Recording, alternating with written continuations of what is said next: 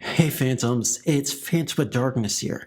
And before we start the video, can you please give this video a huge like, thumbs up, comment, and share this video all around social media if you can. It really helps the algorithm grow. I know you guys are tired of hearing this, but it really helps to put my channel in the recommended section, which because I'm a small channel, it doesn't ever happen. So guys, if you could please do me a favor and do that for me, I'd really appreciate it.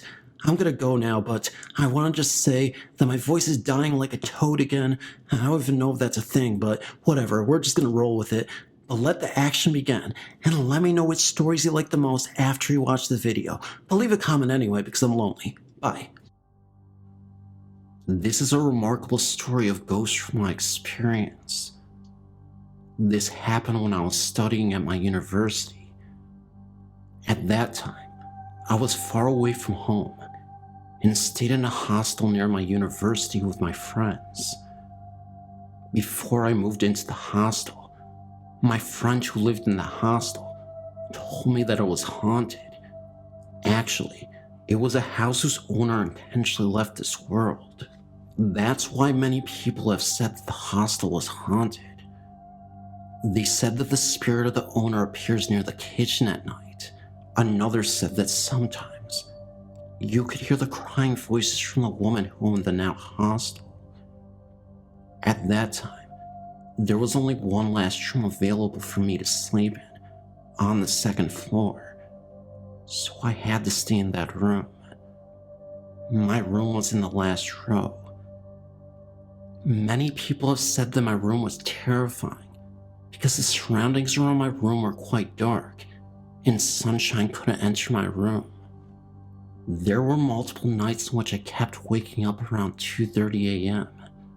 One night, I was terribly tired and went to bed earlier than usual.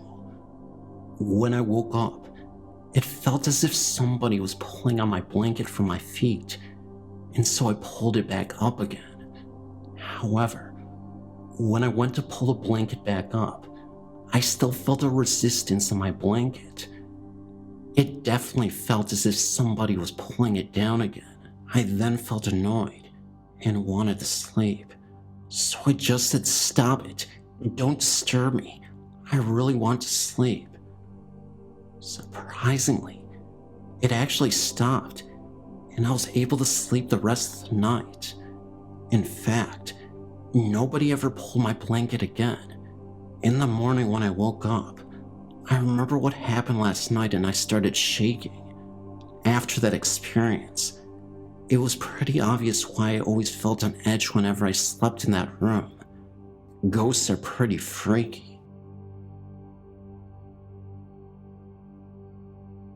I was sleeping over my best friend Jasmine's house, and the night before, her mother promised us BLTs for breakfast. So that night, after setting me up in an air mattress for the room, we had gone to bed. That night was peaceful, but I'll forever remember that horrific morning. I woke up and looked up to where a person was just standing in front of the closed door from afar and simply staring at me. She was young, around my age at the time, with features almost identical to my friend. I was still half asleep and just figured it was my friend anyway. I began to ask her when we were going downstairs for the BLTs, and she just stared at me without saying a word. I closed my eyes for a little bit, then reopened them, and that girl was gone. I never heard the door open in her room, and somehow the girl was gone. I looked at my clock, and only 10 minutes had passed since I closed my eyes to lay down. I had screamed loud and ran down the stairs to find Jasmine and her mother sitting in the kitchen. They looked very concerned and asked me why I screamed. I told them that just 10 minutes ago, I saw Jasmine, but she didn't say a word. Her mother looked at me and told me that Jasmine was downstairs for over an hour and had never once went back upstairs in the time in which I saw this girl. It was then when I realized that it was a spirit. Ever since, I've only seen the girl twice.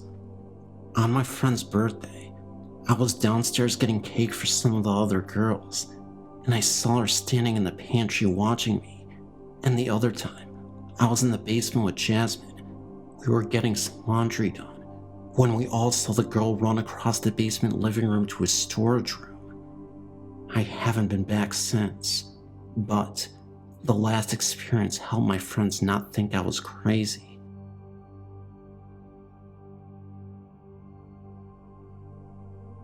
I've been enjoying your site, and I wanted to share some of my experiences. Well, I went to Mercyhurst College in Erie, Pennsylvania in 1995 to 96, and I left in the fall when my father died. Anyway, I lived in Egan Hall, which is connected to Old Main and the chapel, and I saw the nun and her antics almost daily.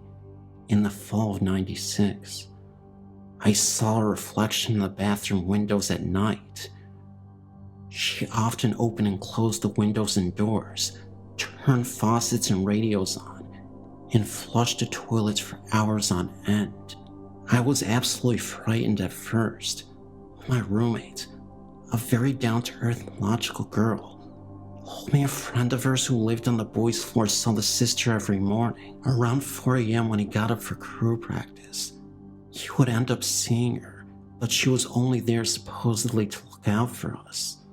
It turns out that the heartbroken nun story is just a fun, creepy story, and the truth is that the nun died peacefully of old age and stuck around to keep an eye on all the students. I also used to see a blue orb floating from the chapel through Old Main when I was coming back from the computer lab late at night. Other students had seen the orb originate from a small statue in the chapel, and a figure had been seen in the organ loft as well. I have heard that the path between campus and the New Covenant is haunted, but I can't verify that. In Springboro, Pennsylvania, there is a large Victorian house which had been used as a stop in the Underground Railroad. There had been a tunnel between the basement and the barn, but the tunnel was filled in the late 70s to early 80s for safety reasons, and the barn was moved to Cunnaville at some point. There are cold spots throughout the house, and a feeling of being watched. Sometimes, you can see strange reflections in the windows and lights or figures, just at the edge of your field of vision. The basement is very frightening. There is a feeling of pressure, and a very dark and menacing feeling. I mean, I feel very threatened if I go down there, no matter the time of day. When I'm alone in the living room without the TV on, I can hear muffled voices from the basement. I have always felt very negatively in this house.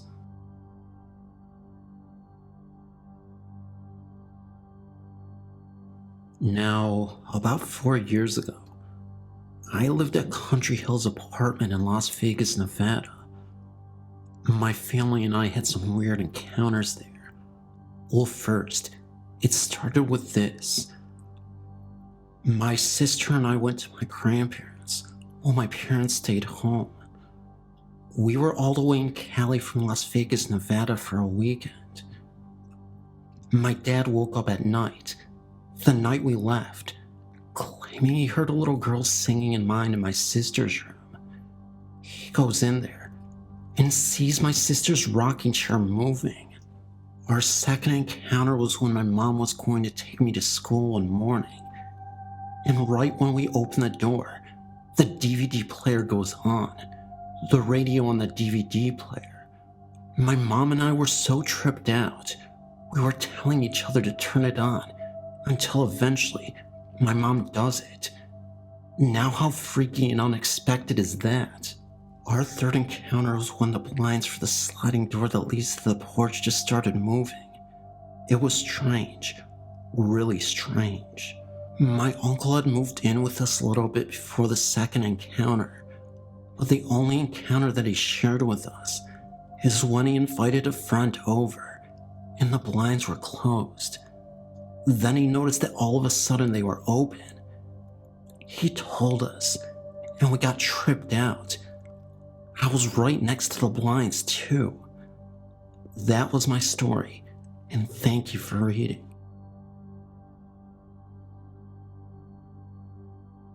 I work at a cemetery in California. I used to work the graveyard shift. As I was in the office doing paperwork, I suddenly heard a noise that startled me a bit. It almost sounded like faint singing from a distance. I got up, turned to face where I heard the mysterious singing. By the way, there are only 4 of us in the office. Everybody else was in the other room. And in that direction, I noticed a lady looking at me. She freaked me out so badly because she didn't even look real, translucent. All I could remember was that she had a smirk on her face and disappeared within seconds. It happened so fast, but I knew there was a lady there. She was just nowhere to be found. I walked around looking for this lady. I asked the other employees about it, and they all looked at me like I was crazy. So I forgot about it, went back, and finished my paperwork. Well, the next night, we got 4 bodies in. I started to do paperwork on this one lady. As I started typing in the information, I went to check the tab on her toe and took the sheet off to see her face. And it was the lady from the night before. It freaked me out. And after that experience, I never doubted ghosts again. I was at the job for only 1 week at the time. It's now been 10 years. I believe we walk and live with ghosts and spirits every day. They don't know they have passed on. I say that because I've experienced a few ghost sightings and I heard things. It is so fascinating. In September of 2002, I was in Geneva, Switzerland on a business trip, and I was due to return home the day of my girlfriend's birthday. For her birthday, I purchased a violin, and I planned on giving it to her after she picked me up from the airport. The violin was at my house. The night before I was scheduled to return home, I called my girlfriend, but she was not home, so I left a message. After I hung up the phone rang back in my room in Switzerland. I picked the phone up, but I didn't hear anything. After saying hello a couple of times, I hung the phone up. Later that night, I again tried to call my girlfriend, and this time, she was home. As we spoke, she told me that she received both my messages. Having only called once before, I was very perplexed.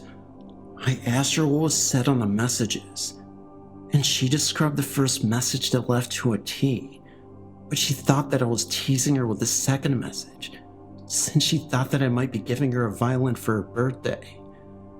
After some prompting, she told me that she heard scratchy violin music, like a beginner tuning their instrument, followed by me saying hello, hello. I thought she was joking, but when I could tell that she was serious, I asked her if it sounded like the music, static, or some other background noise. She had the voice messages still on her answering machine, and she played both messages back to me. On the first message, I could clearly hear my voice saying that I just called to say hi, and that I would see her tomorrow. The second message starts with about 4 seconds of clear but scratchy violin music, and then I could very clearly hear my voice saying hello, hello. My girlfriend said that both the messages had my phone number and the caller ID. By this time, I had convinced her that I did not leave the violin music on her machine, nor were there any TVs or radios turned on in my room during the call. All I could think of was, that I may have been hearing some future event when my girlfriend would be tuning her violin, and that I would not be around to hear it. So I changed my plane reservations to take a different flight home. Nothing happened to the plane that I would have been on, but I cannot help to think that the violin music was meant to be some type of warning. Maybe I would have had a car accident if I took the other flight, or I would have been hit crossing the road. Regardless, an omen like that is hard to ignore. I've kept the message recording as a reminder of this very strange experience.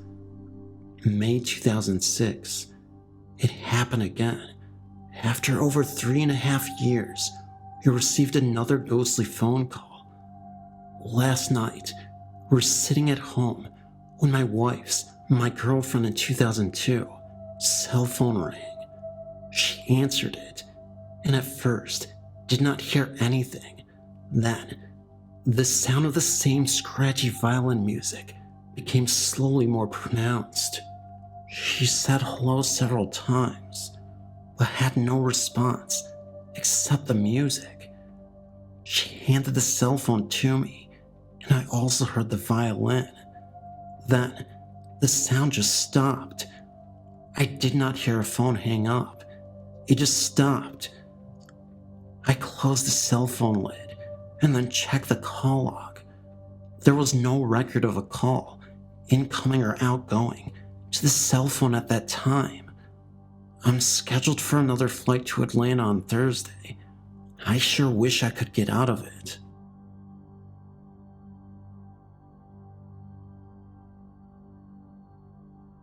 In the Chinese calendar, people believe that the month of July is the time where all the ghosts come to Earth from hell. We call it the Ghost Festival. This is why Chinese people are very used to buying incenses in order to pray for these ghosts. During last year's Ghost Festival, something strange happened onto my family.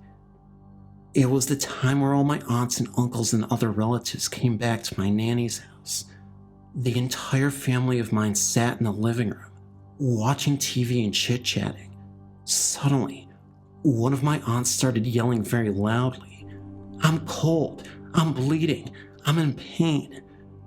She then ran upstairs and started throwing everything she saw.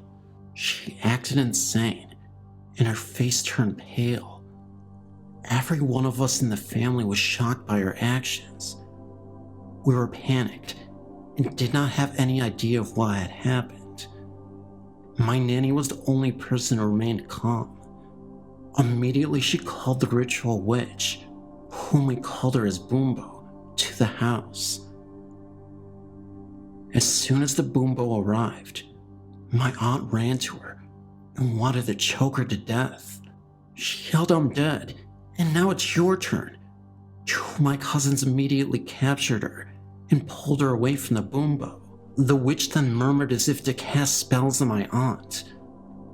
About half an hour later, my aunt was awake. She said she felt exhausted and asked everyone what had just happened now. At the moment we told her the truth, my aunt was frightened and couldn't believe that. The witch told us that she was possessed by a ghost who was killed in an accident years ago.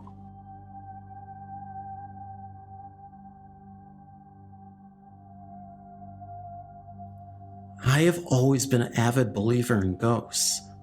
I've never seen one physically manifest itself in human form, and I don't think I could cope if I did. I have an intense fear of ghosts, and at the same time, a morbid fascination with them. My first experience happened when I was 14 years old. I was going to stay with a friend of mine in a seaside village in Cornwall, England. I think it's called Portscape. My dad had a friend who drove me down to the meeting point where my friend, whose family were already staying there, would pick me up. This guy's name was Mike, and he was the nicest guy you could ever imagine. We joked all the way down in the car, and he wound me up with stories of the Beast of Bodmin, a supposed large cat that lives in the moors in Dortmund, the county before Cornwall. We had a good laugh, but by the time we reached the meeting point, it had gotten dark, and my friend was unable to pick me up. Mike took me back to his house where I met his wife, Jenny. Jenny was as nice as Mike, but she was a little kooky, looking at things that weren't there and drawing really childlike pictures with crayons. I didn't really think much of it because I was tired from the journey. I was more fascinated with their house. Their house was so large that it had been divided into 4 apartments, each one with winding stairs, large rooms, and old-fashioned structures. The house itself dates back to the 1700s. After a while, I went upstairs to sleep in their son's room. He was away at the time and set about rifling through his music collection to pass the time. His CDs were in one corner of the room, and every time I was looking through them, I felt like I was being watched from another corner of the room. I looked over to where I felt this presence emanating from, and saw nothing except a barred window. It was only a small window with a few bars across it, and very high up. There was nothing there that should have made me feel so watched. I felt sleepy, so I turned the lights out and got into bed. As I was drifting off, I felt that same feeling of being watched. I snapped my eyes open and felt as if something retreated. Ignoring this irrational feeling, I turned over to sleep on my side with my back to the wall. At that moment, the door, which was one of the old barn-like doors with a latch, made a noise. I heard the latch lift up, and the door slowly creak open. Next, the light snapped on, and I was blinking in shock, trying to see what happened. Next thing I heard was a scaffolding, as something retreated down the slope accompanied by a horrific crackling, under-the-breath laughter that scared the heck out of me. I tried to see what happened, but the door opened towards me, and the light switch was beyond that, so I had no way of seeing who had turned the light on. From my bed, I tried to call out Mike, Jenny, but the words were really hard to say. I was so scared that any noise might bring this something back. I couldn't sleep with the light on, so I scuffled out of bed, switched it off, and practically jumped back into bed, and under the covers where I felt safe. I finally fell asleep and thought nothing of it. I didn't really think about it again until a few months later when, out of the blue, my dad mentioned he was thinking of taking me to Cornwall to stay at that house. I told him my story, and he told me that the house was haunted and that Jenny was one of those people who could see ghosts and communicate with them. He told me that the ghost that did that was probably Harry, a mischievous ghost. He also said that the house was full of them. A lot of children could be heard playing on the steps, and a Chinese washerwoman was always communicating with Jenny while she cleaned the kitchen. This at least explains some of Jenny's unusual behavior. She could sense ley lines and everything. Being terrified of ghosts, I totally freaked upon hearing this, especially as Dad told me we were going to stay there. A few months later, after my exams, he took me there as a treat. Knowing what I know now, it felt a little unsavory. I was absolutely terrified of walking into that house, especially as Mike and Jenny were away. I felt watched everywhere I went, and on the first night, I didn't sleep a wink or turn off the lights. The rest of the holiday, I actually spent sleeping in the same bed as my dad. A little unorthodox for a girl of 15, but it was a choice between my dad and the ghost, and I'd choose my dad any day. The last thing that happened which really scared me was that Jenny popped back for a short while and was cleaning the kitchen.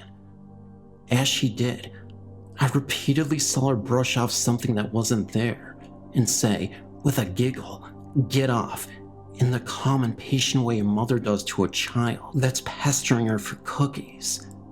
The next thing I saw was an invisible force actually pinch her clothing and pull it from her.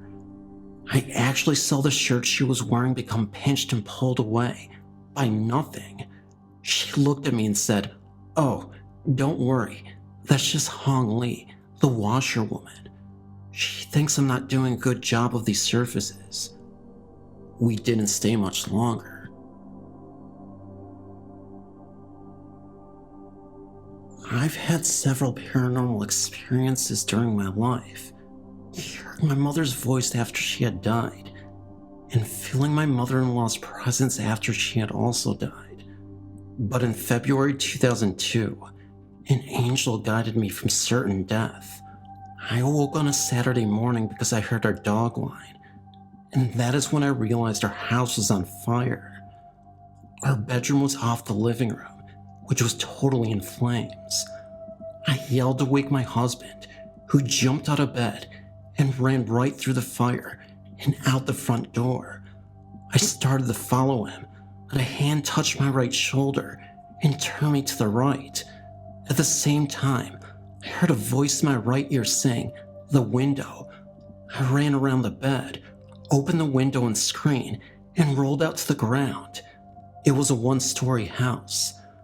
I escaped with just a few burns on my back and left shoulder. My husband, on the other hand, was in intensive care for almost a month, with acute smoke inhalation and second-degree burns over half his body. I am certain that if I had followed him through that burning living room, I would have died.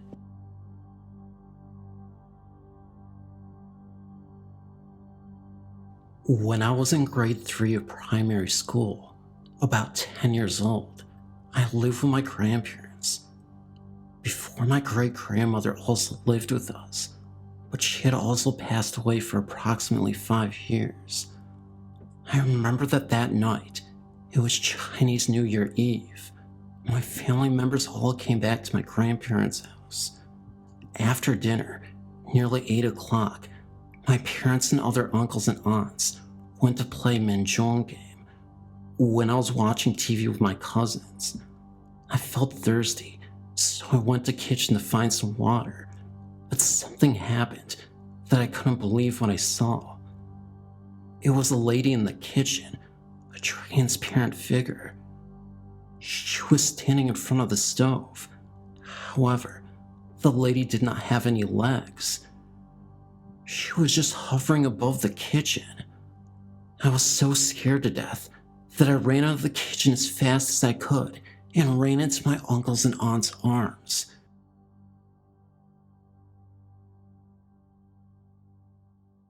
"3 years ago, I was taking university classes at St. Peter's College in Saskatchewan, about an hour-and-a-half drive east of Saskatoon.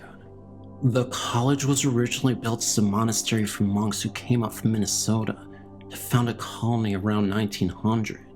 Since then, it had been expanded from a boys-only school to a fully integrated co-ed college. There are several ghosts on the property. One is supposedly the ghost of the first bishop of the area, who apparently died before the building's construction was completed. He can be seen occasionally walking the grounds. The other is a ghost of a small boy who had left this earth intentionally, or died from an accident by falling out an upper story window. The year before I came to the college, the 4th floor was used for the drama and art classes, and also had a small room where the staff could go for coffee breaks. One day, one of the women went upstairs to make some coffee. She was standing with her back to the door, loading the coffee maker, when she felt a presence behind her. Turning around, she saw a small boy standing there, then vanished right in front of her. The first year that I attended school, I took part in amateur night one Friday. I was invited back to the girls' residence by some friends for tea. The place had originally been a housing for a small group of nuns that had lived at the colony and was only a few feet from the main buildings. It was after midnight when I finally said goodnight and headed out. I had taken no more than 3 steps when I had the most unshakable feeling that something didn't want me on the grounds.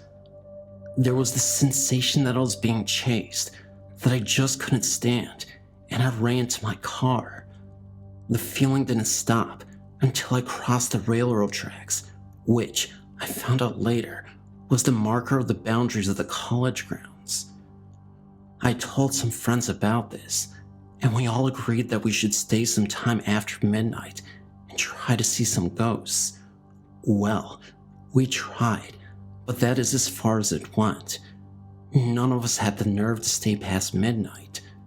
Strange feelings and weird noises always promoted us to leave just before the midnight hour.